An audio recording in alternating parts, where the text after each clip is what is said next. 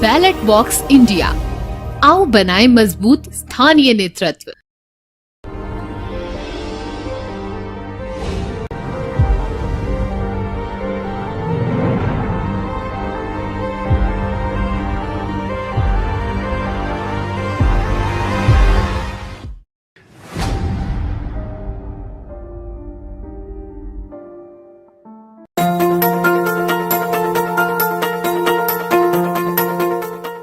Local के लिए vocal बने। नव प्रवर्तक पोर्टल्स भारतीय इंजीनियरिंग द्वारा स्वदेश में ही निर्मित एवं संचालित हैं। आज ही अपना खुद का पोर्टल बुक करें।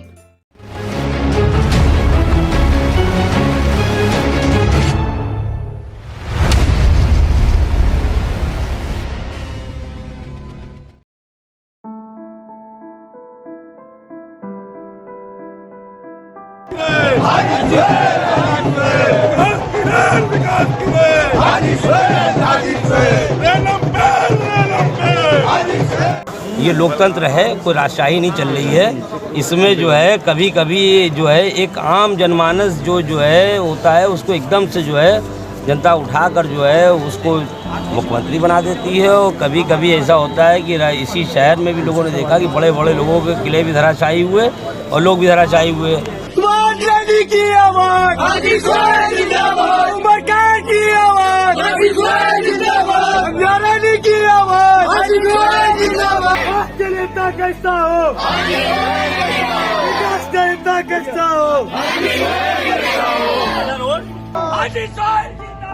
जिंदाबाद जिंदाबाद जिंदाबाद जिंदाबाद जिंदाबाद। अभी तो ये लड़ाई है, जिंदाबाद। नमस्कार, आज बैलेट बॉक्स इंडिया की टीम आई हुई है कानपुर शहर में, सीसामऊ विधानसभा में आई हुई है। आज हमारे साथ हैं सीसामऊ विधानसभा से कांग्रेस के संभावित उम्मीदवार हाजी सोहेल अहमद जी। लगातार 20 वर्षों से या तो स्वयं या परिवार से यहाँ पार्षद के रूप में क्षेत्र का प्रतिनिधित्व कर रहे हैं। पूर्व उपसभापति कानपुर शहर नगर निगम के रहे हैं। आइए आज इनके बारे में इनसे ही विस्तार से जानने का प्रयास करते हैं। सर नमस्कार, आपका बैलेट बॉक्स इंडिया पर हार्दिक स्वागत है। धन्यवाद। सर हमारा आपसे पहला प्रश्न है, आप अपने बारे में हमें बताएं, शिक्षा, अनुभव, जीवनी और राजनीतिक परिवार क्षेत्र में आपका आगमन कैसे हुआ? मैं सबसे पहले तो मैं अपना नाम बताना चाहता हूँ कि मेरा नाम हाजी सोहेल अहमद है और मैं एक मध्यम वर्गीय जो है परिवार से जो है संबंध रखता हूँ। मेरी जो है शिक्षा इंटरमीडिएट है और मेरे राजनीतिक जीवन के बारे में ये है कि मेरे नाना इसी जो है आर नगर विधानसभा जो आज है वो पूर्व में चमनजी विधानसभा कहलाई जाती थी, वहाँ से 2 बार एमएलए रहे हैं और फ्रीडम फाइटर भी थे हामिद खां ताऊ जी। प्लस जो है जो हम लोगों के साथ हुआ है कि जो हम लोगों ने जो है जब यहाँ पर जो है देखा और जब अपने बस्तियों को और अपने इलाकों को, तो हम लोगों को देखने के बाद हम लोगों को ऐसा लगा कि हम लोगों को राजनीतिक जीवन में ही जाना चाहिए, ताकि जो है क्योंकि बिना सत्ता के कोई भी विकास संभव नहीं होता। और हम लोगों ने वो कोशिश करके हम लोग जो है 89 में हम लोग जो है जनता दल में जुड़ गए थे। जनता दल से में जो है मैं जॉइंट सेक्रेटरी रहा यूथ में और उसके बाद जो है समता जनता दल से अलग होकर समता पार्टी बनी। मैं समता पार्टी का यूथ का जो है मंडल अध्यक्ष था। उसके बाद फिर मैं जो है समाजवादी पार्टी में आ गया और निरंतर जो है समाजवादी पार्टी में लगभग 23 वर्ष जो है मैं समाजवादी पार्टी में रहा और आज जो है मैं कांग्रेस पार्टी में हूँ और कांग्रेस पार्टी में रहकर जो है सेवा का काम कर रहा हूँ। किन किन पदों पे पार्षद या सभापति, किन पदों पर आप हैं? सबसे पहले जो है 2 बार, एक बार मेरे भाई एक बार भाभी जो है पार्षद रही, उसके बाद 2 बार से मैं हूँ पार्षद। और मैं पूर्व में जो है नगर निगम में जो है वाइस चेयरमैन भी रहा हूँ।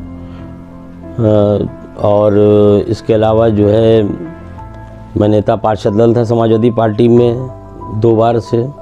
मैं जिला कैरम एसोसिएशन का जो है प्रेसिडेंट भी हूँ और इसके अलावा और जो खेल कूद की जो प्रतियोगिताएं और जो कुछ हुआ करता है उसमें हम लोग समय समय पर हम लोग जो है उसमें भी जुड़े हुए हैं, तो अपना जो है सामाजिक क्षेत्र का जो दायरा होता है उसमें तमाम लोगों को जो है आना जाना, मिलना जुलना, और तमाम लोग जो है खेल प्रतियोगिताओं में हिस्सा जो लोग लेते हैं उनके साथ भी हम लोग उठना बैठना था। तो हमारा आपसे अगला प्रश्न है कि आपने राजनीतिक परिवार क्षेत्र में आपने आने का विचार कैसे किया? आप आम लोगों के तरीके से नौकरी व्यवसाय भी कर सकते थे। देखिए, सर्वप्रथम तो आप एक बात जान लीजिए कि हम लोगों ने जो कुछ देखा है और जो समझा है उससे समझ में आया कि सत्ता के बिना कोई भी चीज़, जब तक आप कोई भी विकास संभव है ही नहीं बिना सत्ता के। चाहे वो आप जो है अपने समाज को देख लीजिए, अपने शहर को देख लीजिए, अपनी जो है प्रदेश को देख लीजिए, जब तक सत्ता में आपका हस्तक्षेप नहीं होगा, जब तक आपका जो है साथ नहीं होगा, जब तक कोई भी जो है विकास संभव नहीं है। इस उद्देश्य के साथ कि हम लोग जो है अगर जो है आए हैं और हम लोग जो है पार्षद हो जाएंगे या हम लोग जो है जनप्रतिनिधि हो जाएंगे, तो हम लोग कोशिश ये करेंगे कि हम लोग समाज के हित में जो बेहतर से बेहतर हो सकेगा वो करेंगे। हमारा आपसे अगला प्रश्न है, आपके क्षेत्र के प्रमुख मुद्दे या समस्याएं क्या हैं जिन पर आपने अभी तक काम किया हो और भविष्य में अगर आपको मौका मिलता है तो आप उस पर और काम करेंगे? देखिए, पूरे शहर की अधिकांश जो स्थिति है वो मलिन बस्ती की तरह है। आप ये मान के चलिए कि शहर में सिर्फ 15% जो है एरिया जो है जिनको हम ये मान सकते हैं कि वो स्वच्छ और जिसको हम ये कह सकते हैं कि उनको तमाम बुनियादी जो है सुविधाएं मुहैया हैं। बाकी जो है आज भी 85% जो है शहर उन बुनियादी सुविधाओं से जो वंचित है। जैसे कि आपको अभी भी शहर में लगभग मुझे लगता है 50% हिस्सा ऐसा है जहां पर सीवेज सिस्टम नहीं है, जो कि एक प्रमुख समस्या है। आज भी तमाम शहर के ऐसे इलाके हैं जहां झाड़ू भी लगती है।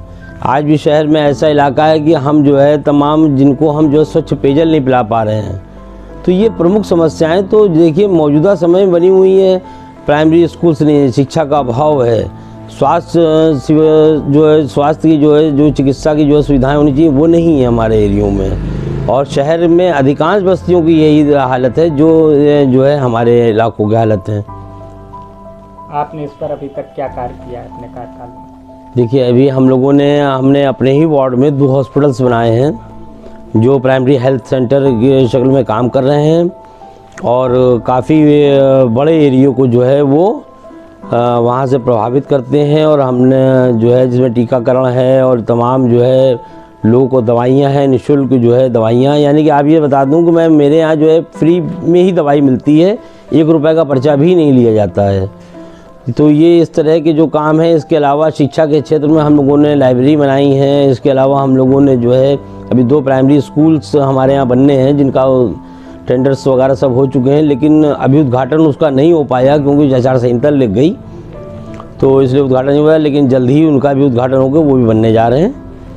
और इसके अलावा और भी जो तमाम जगहें हैं जहाँ जहाँ हम लोग पहुँच पाए और जहाँ हम लोगों ने ये देखा कि सीवेज सिस्टम नहीं है, तो सबसे पहली बुनियादी ज़रूरत की जो चीज़ है कि गंदगी तभी साफ़ हो सकती है जब तक हम सीवेज सिस्टम दुरुस्त नहीं कर लेंगे। और ये ऐसा जो है उद्देश्य जो है शायद राज्य सरकार और केंद्र सरकार का भी था, लेकिन चूँकि ये खाली बातों पे ही आधारित रह गया। मौजूदा समय में हम लोगों ने देखा कि हम लोग जिन बस्तियों में गए वहाँ मैला नालियों में बह रहा है।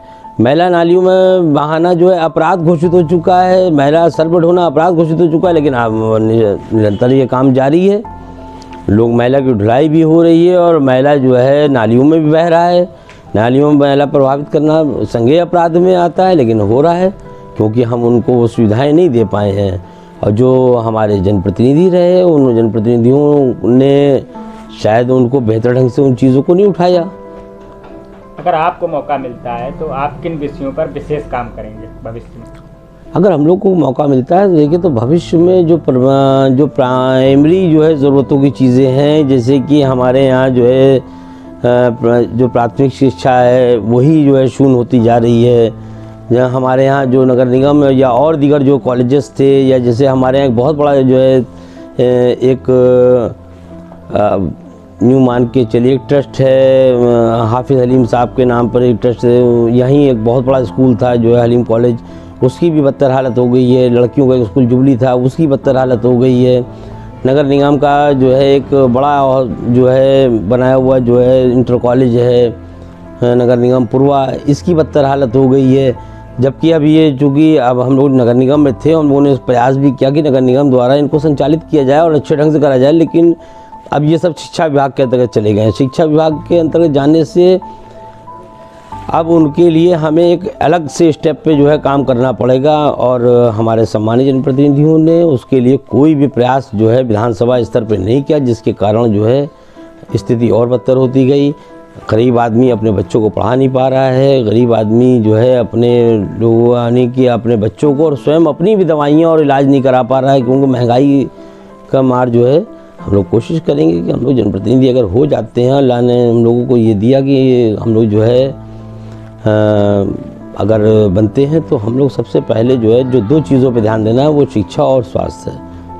शिक्षा और स्वास्थ्य के बाद ही जो है सारे रास्ते जो है ठीक होकर निकलते हैं कि गरीब आदमी और मध्यम वर्गीय परिवार सब उसी में डूब के मर जाता है। जो है कि जहाँ पर उसको जो है अगर जो है किसी हॉस्पिटल में प्राइवेट हॉस्पिटल जाता है तो उसको लंबा चौड़ा बिल दे दिया जाता है, जितनी उसकी तनख्वाह नहीं होती उससे ज़्यादा का बिल उसका हो जाता है। यही हालत शिक्षा की है कि शिक्षा में कोई आदमी भी अगर ठीक ठाक अगर स्कूल में पढ़ाना चाहता है बच्चों को तो 3,000 और 4,000 और 2,500 की फ़ीस जो है दे पाने में सक्षम नहीं है। तो हम लोग कोशिश करेंगे कि बुनियादी ज़रूरत की जो चीज़ें हैं उनको आम जनता तक पहुंचाने का जो काम होता है वो सारे काम करेंगे। और आपसे अगला प्रश्न है, आपके मुताबिक भारत की या अपने प्रदेश की प्रमुख समस्याएं क्या हैं? उन पर आपकी सोच समझ राय समाधान और सरकार को विशेष ध्यान देना चाहिए किन विषयों पर? देखिए, प्रदेश की प्रमुख समस्या है बेरोज़गारी और अशिक्षा। बेरोज़गारी, अशिक्षा, गरीबी, ये जो 3-4 चीज़ें हैं यही जो है तमाम समस्याओं को जन्म देती हैं। जो विशेष रूप से जो लोग बेरोज़गार हैं, जिन्होंने पढ़ लिख भी लिया और बेरोज़गारी में जो है कोई ठेला चला रहा है, कोई रिक्शा चला रहा है, तो कहीं ना कहीं उसके मन में भी एक हीन भावना ग्रसित होती है। और साथ साथ जो गरीबी है, जब रोज़गार नहीं है तो गरीबी भी अपने आप स्वाभाविक है कि वो जो है बढ़ जाएगी और उसका नतीजा ये होता है कि आज जो है समाज में आत्महत्या जैसे जो है चीज़ें आम हो गई हैं। आज जो है लोग तमाम जो है सुसाइड कर लेते हैं अपनी ज़रा सी बातों को लेकर, और जो है ये सब कहीं ना कहीं इसी वजह से जो है संभव हो पाया है कि गुर्बत और जो है कहीं ना कहीं रोज़गार ना होना। और इसके अलावा अशिक्षा भी उसी से एक जुड़ा प्रश्न है कि जो है हमने देखा कि हमें नौकरी नहीं मिली तो हम अपने बच्चों को पढ़ा के क्या करेंगे।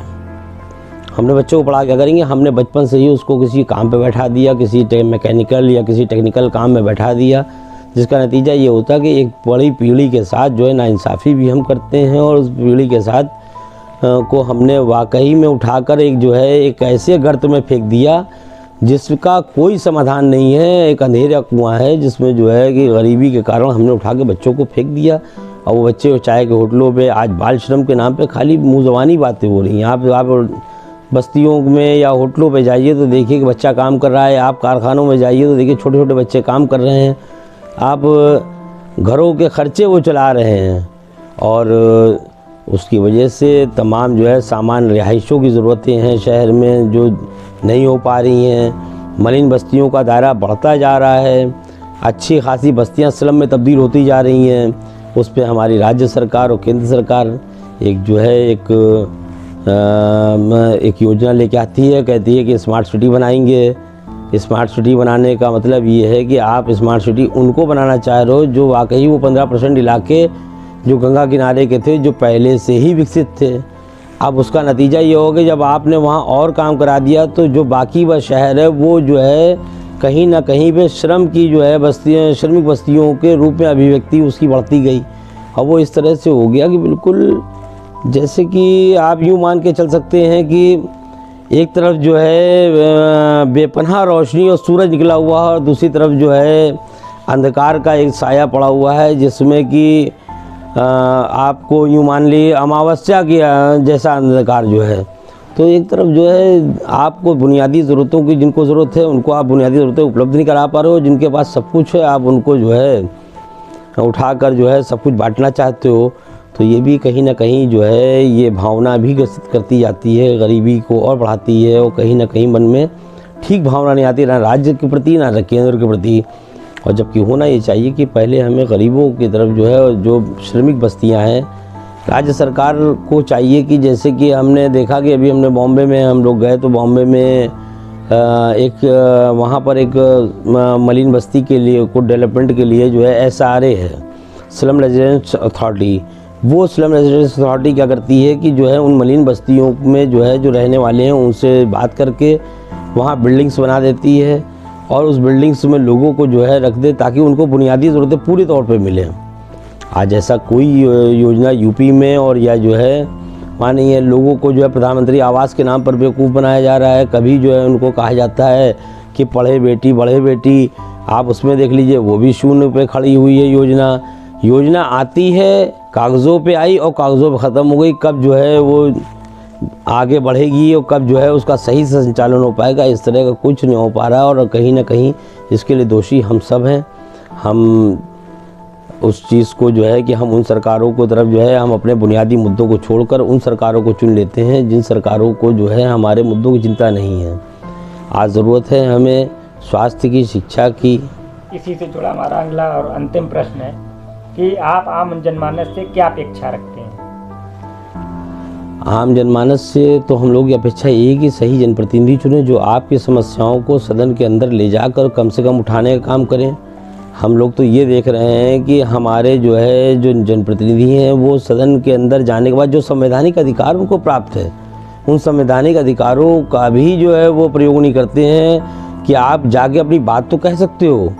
हम एक ही दरवाज़ा अगर बार बार नॉक करेंगे तो कभी ना कभी दरवाज़ा खुल ही जाएगा। कम से कम हम अपनी बात तो कहते रहें। लेकिन अफसोस की बात यह है कि हम उन जनप्रतिनिधियों चुन लेते हैं जो कि गूंगे हैं और जिनको या संवैधानिक अपने जो है अधिकारों का ज्ञान नहीं है, और उसका नतीजा ये होता है कि वो जनता के साथ उसका जो है उसको जनता का उसका जो है बुरी तरह से जो है खामियाजा भुगतना पड़ता है। और निरंतर हम लोगों के यहाँ तो यही होता चला आ रहा है। विगत जो है पिछले जो है कई सालों से, कई वर्षों से हम लोग भुगत रहे हैं, और वर्षों से क्या बल्कि हम तो देखते चले आ रहे हैं कि एक उम्र जो है हम लोग की बीत गई है और हम लोग उस चीज़ से जो है बाहर नहीं आ पा रहे हैं। नगर निगम में हम लोग हैं तो नगर निगम से जो संभव काम होते हैं हम लोग कराने की कोशिश करते हैं, और कोशिश करते हैं कि हमारी समस्याएं आएँ। उस पर काम कितना होगा ये बात का विषय है। हम कहना तो शुरू करें, जब हम कहेंगे ही नहीं तो होगा क्या। होना यही है कि जब हम मांग ही नहीं रहे हैं तो कोई आदमी जो है देना भी नहीं चाहता है। माँ भी बच्चा जब रोता है तभी उसको दूध की बोतल देती है कि उसको भूख लगी है। जब हमने डिमांड ही नहीं करनी है तो डिमांड के बिना तो कुछ देता नहीं है ना। और अफसोस की बात ये है कि ये हमारे जनप्रतिनिधियों की कमी है कि वो जो है उन मुद्दों को नहीं उठाते हैं सदन के अंदर। तो मेरी जनता से अपेक्षा यही है कि जनता जो है ऐसे जनप्रतिनिधि चुने जो आपकी समस्याओं को लेकर सड़क से लेकर और सदन के अंदर तक संघर्ष करने का काम करें। बहुत बहुत धन्यवाद। आगे के कार्य के लिए आपको शुभकामनाएं और बैलेट ऑफ इंडिया पर समय देने के लिए आपको धन्यवाद।